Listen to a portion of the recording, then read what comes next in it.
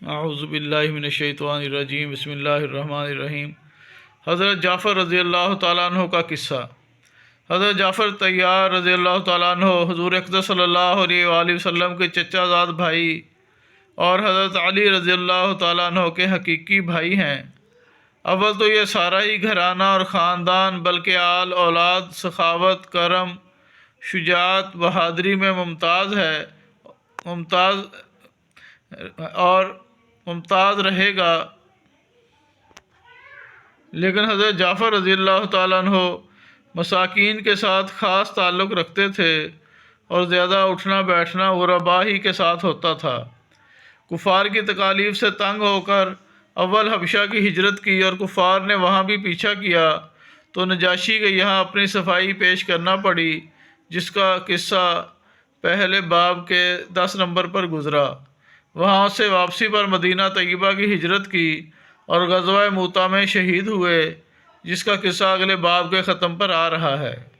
ان کے انتقال کی خبر پر حضور صلی اللہ علیہ وآلہ وسلم ان کے گھر تعزیت کے طور پر تشریف لے گئے اور ان کے صاحبزادوں عبداللہ اور عون اور محمد کو بلایا۔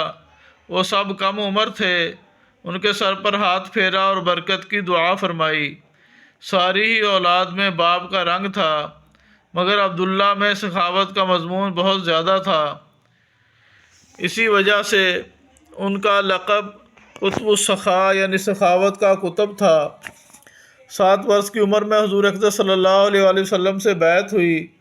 انہی عبداللہ بن جعفر رضی اللہ تعالیٰ عنہ سے کسی شخص نے حضرت علی کرم اللہ وجہہ کے یہاں سفارش کرائی۔ ان کی سفارش پر اس کا کام ہو گیا تو اس نے نذرانے کے طور پر 40,000 درہم بھیجے۔ انہوں نے واپس کر دیے کہ ہم لوگ اپنی نیکی کو فروخت نہیں کیا کرتے۔ ایک مرتبہ کہیں سے 2,000 درہم نذرانہ میں آئے، اسی مجلس میں تقسیم فرما دیے۔ ایک تاجر بہت سی شکر لے کر آیا، مگر بازار میں فروخت نہ ہوئی، اس کو فکر و رنج ہوا۔ عبداللہ بن جعفر رضی اللہ تعالیٰ عنہ نے اپنے کارندوں سے کہا کہ ساری شکر اس سے خرید لو اور لوگوں میں مفت لوٹا دو۔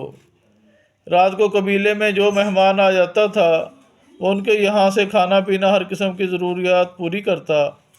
حضرت زبیر رضی اللہ تعالیٰ عنہ ایک لڑائی میں شریک تھے۔ ایک دن اپنے بیٹے عبداللہ کو وصیت فرمائی کہ میرا خیال یہ ہے کہ آج میں شہید ہو جاؤں گا تو میرا قرضہ ادا کر دینا اور فلاں فلاں کام کرنا۔ یہ وصیتیں کر کے اسی دن شہید ہو گئے۔ صاحبزادہ نے جب قرضے کو جوڑا تو 22 لاکھ درہم تھے، اور یہ قرضہ بھی اس طرح ہوا تھا کہ امانت دار بہت مشہور تھے، لوگ اپنی اپنی امانتیں بہت کثرت سے رکھتے۔ یہ فرما دیتے کہ رکھنے کی جگہ تو میرے پاس نہیں، یہ رقم قرض ہے، جب تمہیں ضرورت ہو لے لینا، یہ کہہ کر اس کو صدقہ کر دیتے، اور یہ بھی وصیت کی کہ جب کوئی مشکل پیش آئے تو میرے مولا سے کہہ دینا۔ عبداللہ رضی اللہ عنہ کہتے ہیں کہ میں مولا کو نہ سمجھا۔ میں نے پوچھا کہ آپ کے مولا کون؟ فرمایا کہ اللہ تعالیٰ۔ چنانچہ حضرت عبداللہ رضی اللہ عنہ نے تمام قرضہ ادا کر دیا۔ کہتے ہیں کہ جب کوئی دقت پیش آتی تو میں کہتا کہ اے زبیر کے مولا، فلاں کام نہیں ہوتا، وہ فوراً ہو جاتا۔ یہ حضرت عبداللہ بن زبیر رضی اللہ عنہ کہتے ہیں کہ میں نے ایک مرتبہ عبداللہ بن جعفر رضی اللہ عنہ سے کہا کہ میرے والد کے قرضہ کی فہرست میں تمہارے ذمے 10 لاکھ درہم لکھے ہیں۔ کہنے لگے کہ جب چاہو لے لو۔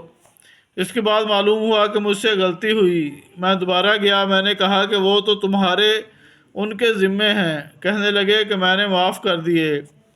میں نے کہا کہ میں معاف نہیں کراتا۔ کہنے لگے کہ جب تمہیں سہولت ہو دے دینا۔ میں نے کہا اس کے بدلے میں زمین لے لو، غنیمت کے مال میں بہت سی زمین آئی ہوئی ہے۔ عبداللہ بن جعفر رضی اللہ عنہ نے کہا کہ اچھا، میں نے ایک زمین ان کو دے دی جو معمولی حیثیت کی تھی، پانی وغیرہ بھی اس میں نہیں تھا۔ انہوں نے فوراً قبول کر لی اور غلام سے کہا کہ اس زمین میں مصلی بچھا دے۔ اس نے مصلی بچھا دیا، 2 رکعت نماز وہاں پڑھی اور بہت دیر تک سجدہ میں پڑے رہے۔ نماز سے فارغ ہو کر غلام سے کہا کہ اس جگہ کو کھودو۔ اس نے کھودنا شروع کیا۔ ایک پانی کا چشمہ وہاں سے ابلنے لگا۔ فائدہ ان حضرات صحابہ کرام کے یہاں اور اس قسم کی چیزیں جو اس باب میں لکھی گئی ہیں کوئی بڑی بات نہ تھی، ان حضرات کی عام عادتیں ایسی ہی تھیں۔ وآخر دعوانا الحمد للہ رب العالمین۔